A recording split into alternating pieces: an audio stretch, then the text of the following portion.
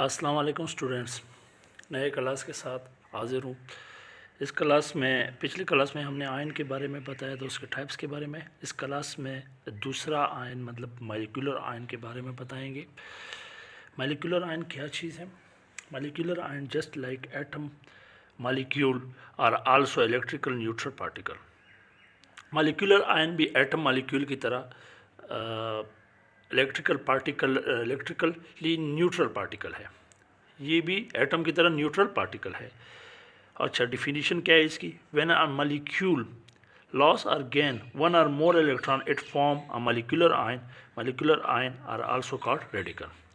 जब molecule loss और gain one और मोर इलेक्ट्रॉन कर देता है, जब मॉलिक्यूल भी लॉस करता है इलेक्ट्रॉन या गेन करता है इलेक्ट्रॉन, ये एक आयन फॉर्म होता है इसके ऊपर। इसे क्या कहते हैं? Molecular ion. Molecular ion is also called radical, और उस आयन को हम रेडिकल भी कह सकते हैं। Molecular ion can be cationic molecular ion when they carry positive charge. जब इसके ऊपर पॉजिटिव चार्ज होता है तो ये कैटायनिक मॉलिक्यूलर आयन होगा। जब इसके ऊपर नेगेटिव चार्ज होगा तो ये एनायनिक मॉलिक्यूलर आयन होगा।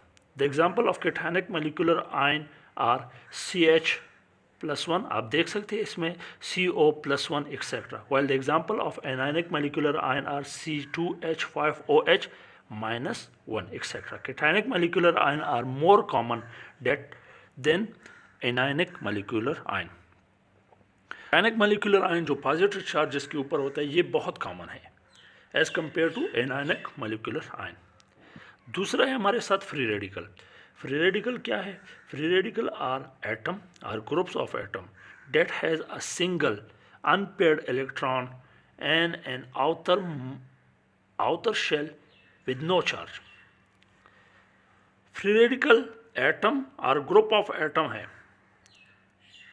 जिसमें सिंगल इलेक्ट्रॉन इसके आउटर मोस्ट शेल में होता है, लेकिन इसके ऊपर कोई चार्ज नहीं होता। It is represented by putting a dot over the species.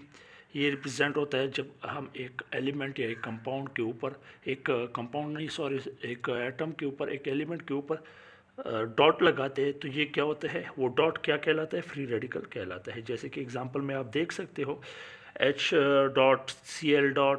H3Cl. etc. Free radical are formed by the homolytic fusion of the bond between two atoms. Homolytic fusion किसे कहते हैं? Equal breakage. जब एक molecule equally break हो जाए, दरमियान में बिल्कुल इक्वली ब्रेक हो जाए, ये फॉर्म होता है। तब ये कब बनता है?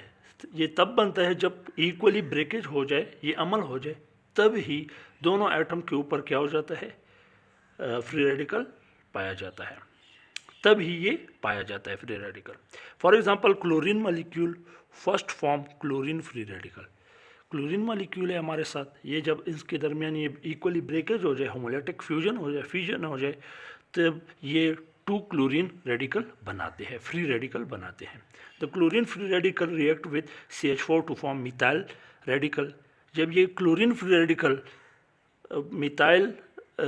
मिथाइल से यानी CH4 मीथेन से रिएक्ट करता है तो ये मिथाइल फ्री रेडिकल बनाते हैं और दूसरा HCl बनाता है।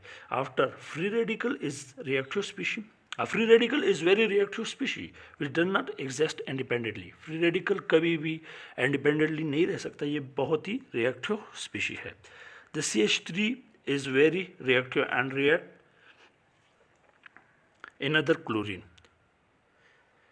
CH3 फ्री रेडिकल मतलब मिथाइल फ्री रेडिकल रिएक्ट करता है दूसरे क्लोरीन के साथ molecule to form chloromethane and chlorine radical again. ये जब मिथाइल के साथ रिएक्ट करता है तो फॉर्म करता है CH3 plus chloromethane and chlorine radical form करता है। ये था फ्री रेडिकल के बारे में। अब है मॉलिक्यूल। मॉलिक्यूल क्या चीज़ है? डिफिनीशन क्या है? Molecule is formed by the chemical combination of atom. ये केमिकल कम्बिनेशन ऑफ एटम की वजह से बनता है। It is the smallest unit of a substance.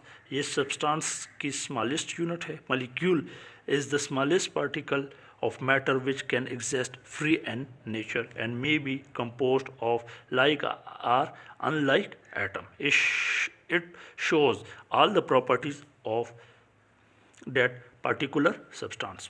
Molecule एक स्मॉलेस्ट पार्टिकल है मैटर का, which can exist free in nature, ये नेचर में फ्री भी रह सकता है, may be compose of like और अनलाइक एटम, ये मुख्तलिफ़ किस्म के एटम तैयार करता है, मुख्तलिफ़ एटम से कंपोज होता है। फॉर एग्ज़ाम्पल लाइक और अनलाइक, जो इसे पसंद हो या नापसंद हो, या मतलब ये आपस में दोनों एटम को कंबाइन हो जाता है। ये किससे भी बन सकता है, किसी से कोई भी एटम कंबाइन हो जाता है तो ये मॉलिक्यूल बना लेते हैं।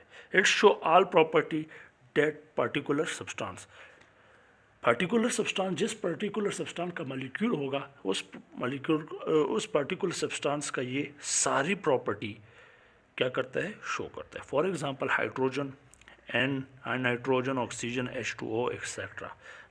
There are different types of molecule depending on the number or types of atom combining. Some types of molecule are following.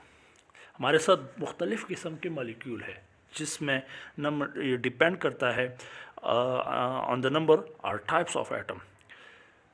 Number of atom पे डिपेंड करता है कि कितने एटम आपस में कंबाइन हो रहे हैं, और टाइप्स ऑफ एटम पर भी डिपेंड करता है कि कौन कौन से एटम आपस में कंबाइन हो रहे हैं, मुख्तलिफ़ किस्म के हैं।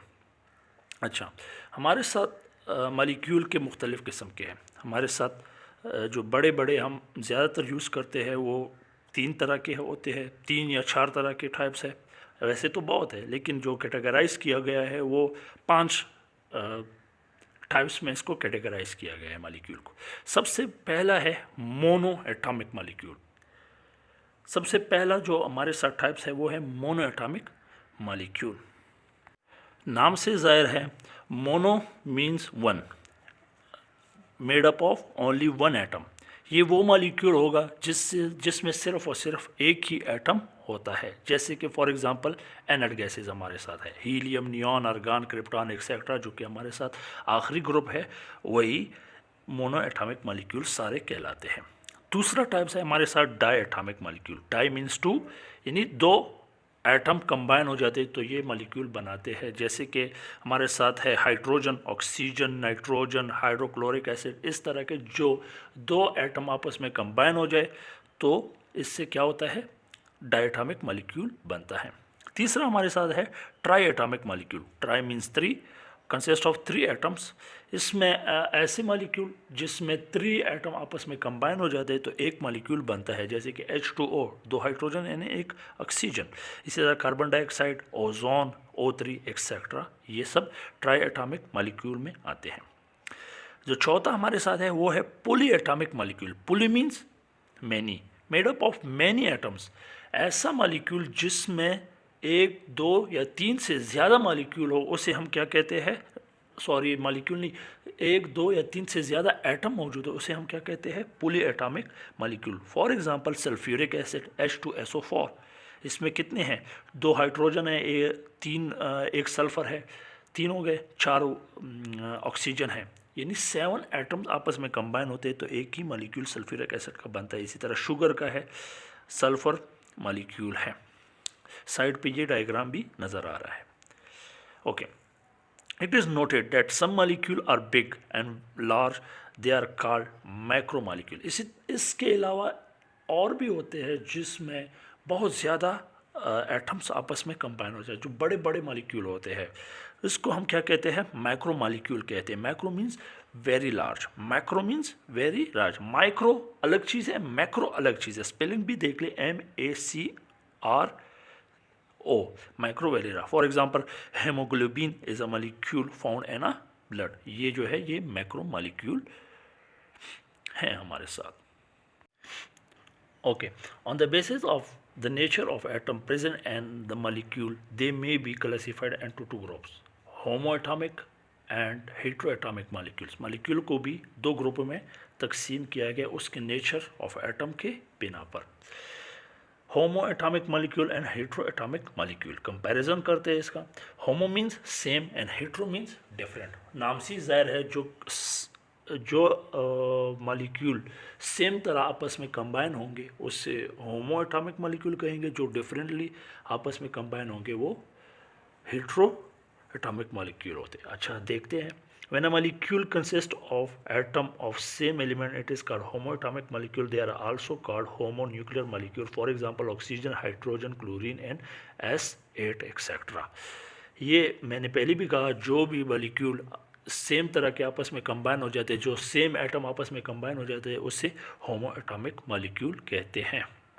सेम तरह का मतलब क्या है? ऑक्सीजन है, oxygen one atom of oxygen यानी दो एटम ऑफ ऑक्सीजन आपस में कंबाइन हो जाए तभी क्लोरीन को देके, यानी एक जैसे एलिमेंट आपस में कंबाइन हो जाए। तुम लोगों की आसानी के लिए यानी एक एलिमेंट के मुख्तलिफ एटम्स आपस में कंबाइन हो जाए, एक ही जगह पे जमा हो जाए, इसको क्या कहते हैं? होमो एटॉमिक मॉलिक्यूल कहते हैं। हेट्रो एटॉमिक मॉलिक्यूल क्या है? When a molecule consist of atom of different element it is called hetero atomic molecule. They are also called heteronuclear molecule. For example carbon dioxide H2O, HCl etcetera. Heteroatomic molecule जैसे मैंने पहले कहा, जो different atom आपस में combine हो जाते हैं उससे जो मॉलिक्यूल बनता है उसे कहते हैं हेट्रो एटॉमिक मॉलिक्यूल। इसको हेट्रोन्यूक्लियर मॉलिक्यूल भी कहा जाता है। जैसे कि कार्बन डाइऑक्साइड कार्बन अलग है एंड ऑक्सीजन अलग है, H2O HCl है, ये डिफरेंट मॉलिक्यूल आपस में कंबाइन होते हैं। ये था homo atomic molecule and heteroatomic molecule के बारे में भी मैंने समझने की कोशिश, समझाने की कोशिश की, और या नेक्स्ट क्लास के लिए इंशाल्लाह हाजिर होऊंगा। वस्सलाम।